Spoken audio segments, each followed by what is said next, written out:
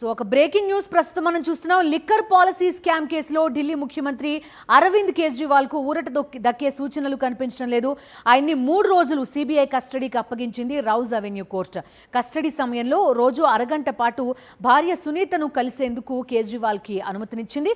June 29న తిరిగి న్యాయస్థానంలో హాజరుపరచాలని ఆదేశాలిచ్చింది. తిహార్ జైల్లో ఉన్నారు కేజ్రీవాల్. ఆయన్ను కోర్టు అనుమతితో అదుపులోకి తీసుకున్న సిబిఐ అధికారులు తర్వాత న్యాయమూర్తి ఎదుట హాజరుపరిచారు. మద్యం పాలసీ రూపకల్పన నుంచి సౌత్ గ్రూప్ నుంచి ముడుపులు డిమాండ్ చేయడం వరకు కుంభకోణంలో కేజ్రీవాల్దే కీలక పాత్ర అని వాదిస్తోంది సిబిఐ. దీనిని ఖండించిన కేజ్రీవాల్ ఆమ్ ఆద్మీ పార్టీ మనీష్ సిసోడియా ఎలాంటి తప్పు చేయలేదు అని కోర్టుకు చెప్పారు. సిసోడియాకు వ్యతిరేకంగా తాను వ్యాఖ్యలు చేశానని సిబిఐ చెప్తోందని, అందులో నిజం లేదని తన వాదన వినిపించారు. ఇరుపక్షాల వాదనలు విన్న ట్రయల్ కోర్టు కేజ్రీవాల్ ను సిబిఐ కస్టడీకి అప్పగించింది.